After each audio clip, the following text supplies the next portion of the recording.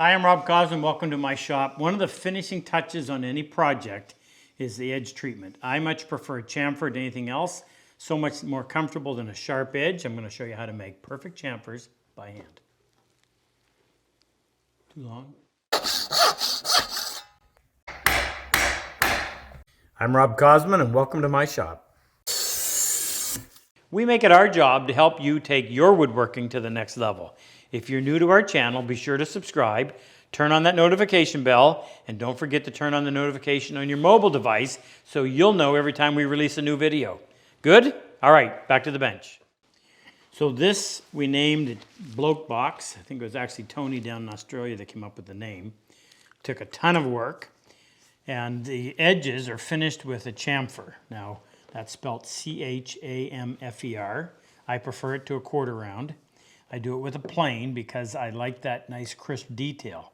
But in order to make it look right, they've got to be the same width, they've got to be the proper angle, and they've got to be nice and clean. Not an easy thing to do, but it is certainly doable. I think it's probably, well actually I shouldn't say that because certain pieces of furniture lend themselves to that flattening off of the corner, we'll call it, as opposed to a quarter round. This is the one that I prefer on this particular piece, but in order to do it and to get it right, there's a lot that you have to pay attention to. That's what I'm going to walk you through. Go. Now this reminds me, I was filming a video with Alan Peters back in 2005 over in the UK, and he made reference to the fact that so many furniture makers leave sharp edges, and it's really uncomfortable. Not only is it uncomfortable, but any kind of a bump and it's going to show quite bad. So here I have a piece of torrefied maple. There's my sharp edge that I want to get rid of. I can chuck up a chamfer bit in a router and go in and set that to whatever depth I want, which would decrease or increase the width of the chamfer. However, that still leaves router marks. A router cuts with a rotary action, so as that spins around, it takes scallops out a piece and then another piece, so now you've still got to go in there and remove those little scallop marks. You can go in and do it with a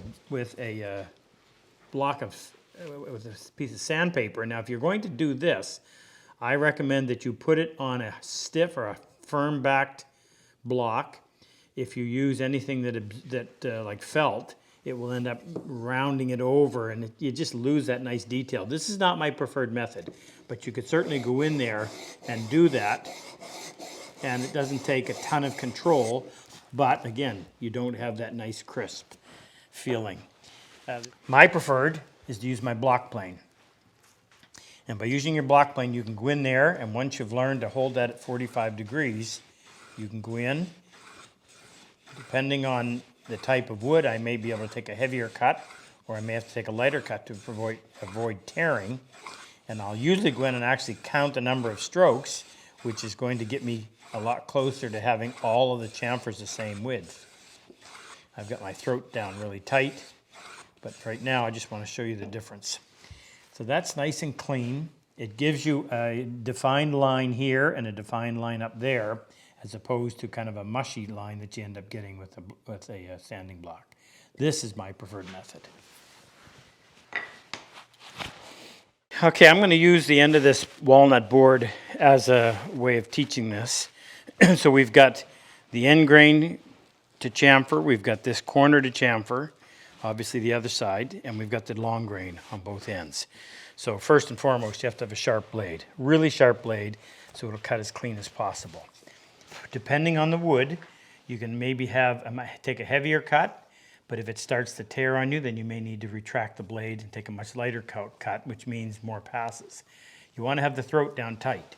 So if you loosen this front knob, there's a toe plate here that moves forward and back, and that opens and closes the gap between the toe plate and the blade. Now when that's in a closed position, and when I mean closed, I mean just barely enough room for the shaving to come out, what that does is it supports the wood fiber directly ahead of the blade and prevents it from lifting up and tearing. And sometimes you can actually go against the grain in a tough situation and still not have it tear. So, assuming those two are taken care of, meaning throat's down tight, the blade's nice and sharp, if I was looking at this as a task to do, I know that when I'm cutting across like this, I'm probably going to break out fibers. Same thing going this way. So I want to make sure I do these first so that I can clean up any breakout when I do the long grain ones. So I want that to be 45 degrees. Now, if you're new at this for the first time, you may want to get yourself a little block of wood that's got a 45-degree angle on it, something soft that won't leave a mark, and you can use that to help hold your plane in that angle. But I would come in here. Now I'm going to set my blade for a little bit of a heavier cut because I think I can do that on this black walnut. Okay, so I'm going to come in here. Now I like to keep my finger on the bottom side of the plane, my thumb's here, and I use that as a means of guiding it. And I've done this enough that I can pretty much tell where 45 degrees is, but maybe you need somebody over there coaching you, or like I said, a block of wood. Come in here. Now actually, when I'm going across the grain like that, I find it easier if the blade is shearing in this direction as opposed to that direction. Shearing in this direction has a tendency to push these fibers down like that and leave it ragged on the bottom. Whereas if you do it this way, that doesn't happen.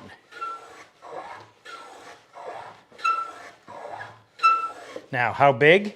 Well, it depends on the piece. If it's a big piece, you might want a heavy chamfer. If it's a smaller piece, like that bloke box I showed you, then a lighter chamfer. I think I just counted 5 strokes, which is important because you want to be able to do the same all the way around. Now, I'm going to take another 1, 2 for a total of 7, and I'm going to look at that. And is it the same width here as it is here? And it kind of looks like I'm missing about 1 stroke here. So I'm going to go about halfway and then disengage while in the forward motion so it doesn't leave a divot there. I'm going to take 1 more pass just to clean it up and blend it in. If I'm happy with that, then I'm going to do the same thing here. Again, I'm skewing the plane in such a way that the pressure is cutting across like this instead of down like that. So right here, now this, you don't have nearly as much surface area, so you have to really get some practice in with your plane so that you can balance on that small area. 5. Okay, I'm looking at that and I want to make sure that this and this are the same width. This one seems a bit smaller. That's good. Now, you could turn this around if you want. I often don't bother just to save the time. Again, now we're cutting so that we're shearing in the direction that's going to give us a smoother surface.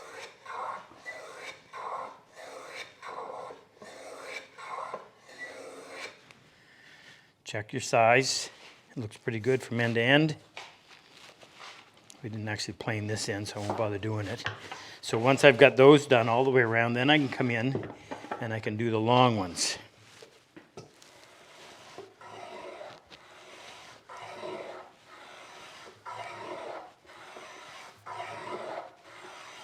Now, oftentimes, if you're going against the grain, you'll actually be able to hear it. If you can't, just go in there and run your fingers along there. And that feels a little bit rough. So I'm going to turn this board around and see if I can't get a little smoother cut going in the other direction. Using my finger on my left hand as a guide. Okay, that's a smoother cut. Now check for the width. It's a little harder to see on the long grain. Still looks a little bit small. Now I don't disengage. You see people at the end of the stroke, they'll pick their plane up and come back down here. If I'm wanting to hold that angle, then why would I lift the plane off? I'll just stay totally engaged through the entire process. That one looks to be the same width. I suspect this one's going to want to go in the opposite direction, so I'll spin that around one more time.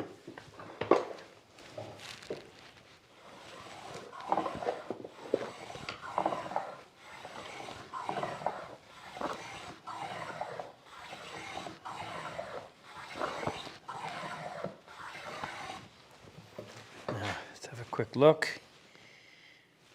Yeah, maybe 1 more pass, probably 2. Yeah. Okay, so we examine that closely. Check this, check this, check this, check this, and check that. And if you can't see a discrepancy, then nobody else is going to either, and you're done. Simple as that. It'll take a little bit of time, get to know your plane, know how it works, and then the more you do this, the more skill you're going to develop, and you won't have to go in with any kind of a gadget to hold it. You'll just be able to eyeball it at 45, use your finger as a guide, and in no time you've got it done. So much, I think it's so much cleaner and nicer looking than a quarter round, but your call. If you like my work and enjoy my style of teaching, click on any one of these videos and help take your woodworking to the next level. I've always said, better tools make the job so much easier. If you click on the link below, the chisel and plane icon, it'll take you to our site and introduce you to all the tools that we actually manufacture right here in our shop. It'll also give you information on our online and in-person workshops.